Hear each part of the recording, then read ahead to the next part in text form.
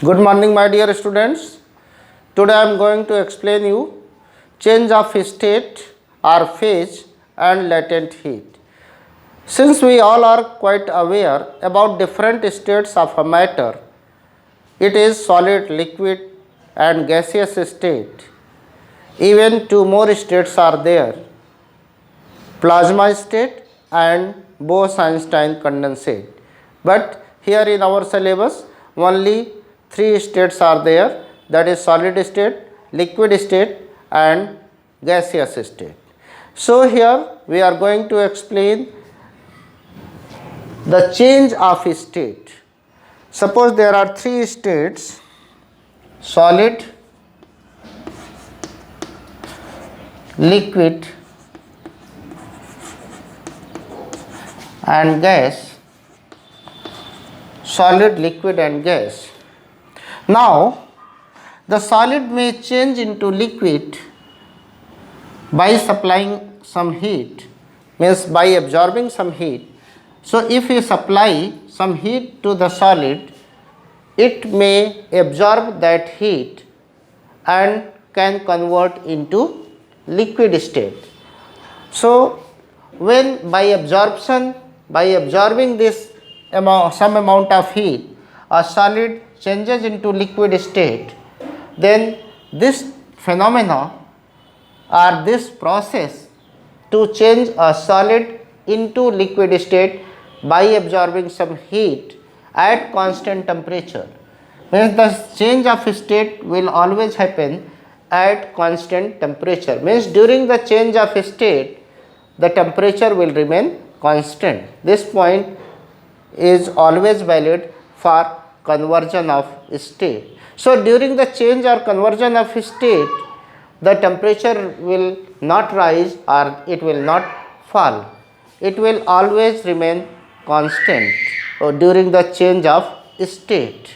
Okay. So just see, if solid converted into liquid at constant temperature, this phenomena is said to be what? Melting. This phenomena is said to be melting. Okay, this phenomena is said to be melting. Okay, and now if we further, once total solid will convert into the liquid and we further supply some amount of heat, then this liquid may convert into gaseous state.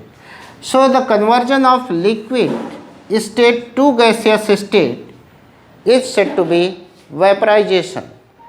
Is said to be vaporization. Vaporization. Okay, vaporization.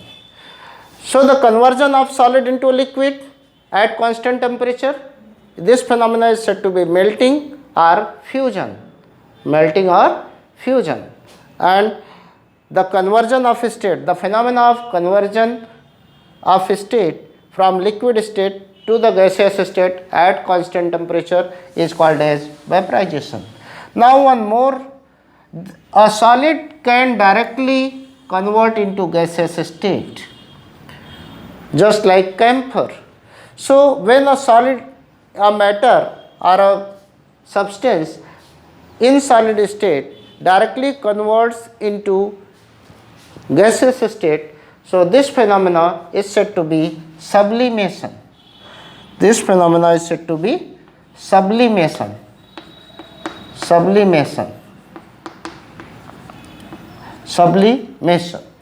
Now the reverse process, this is the forward process, that from solid to liquid, from solid to gaseous state. Okay, so from solid to gaseous state directly without changing into liquid state is called as sublimation. The change of state from solid to liquid state at constant temperature is said to be melting.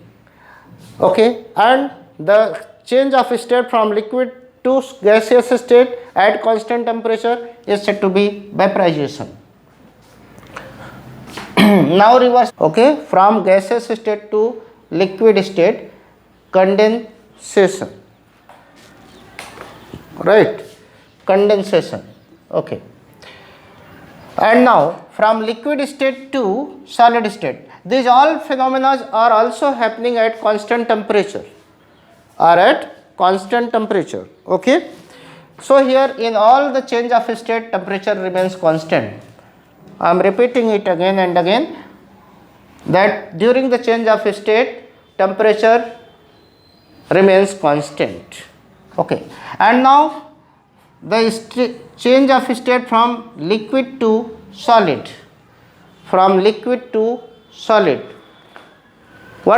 what is this phenomena? This is called as freezing.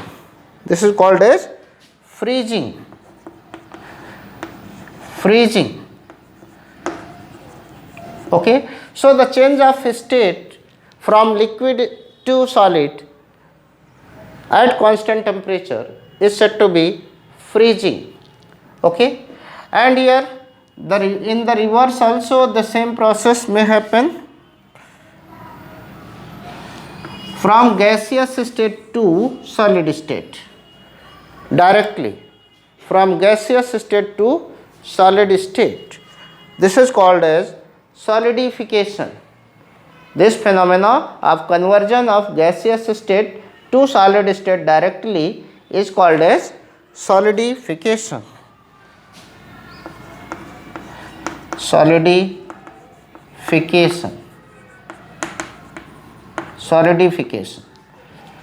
Okay. So these all are the change of states. Now as we know that the phenomena to change the state from solid to liquid at constant temperature is called as melting. So this melting will start at some temperature.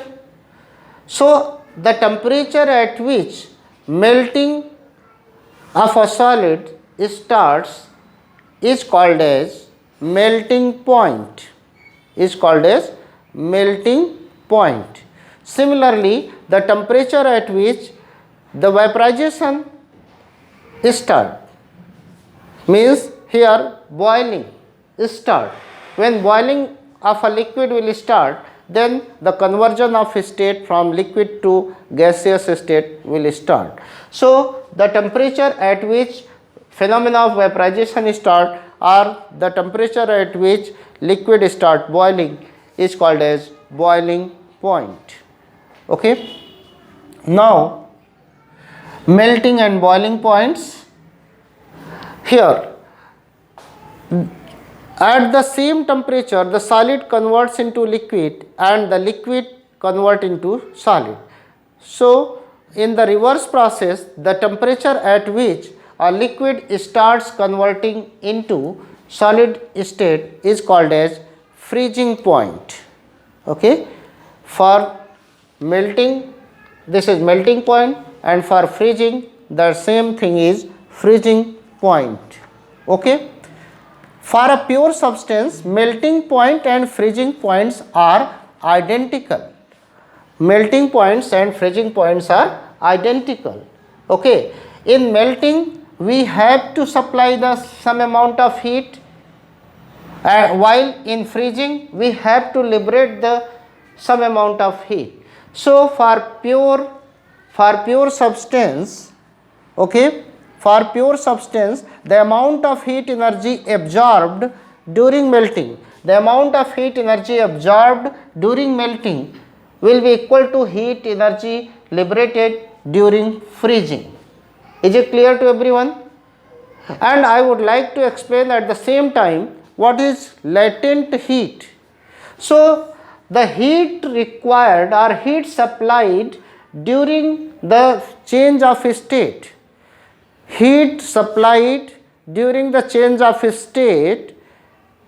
is said to be latent heat, okay. Heat supplied during the change of state is called as latent heat. Why this heat is said to be latent heat? Since this heat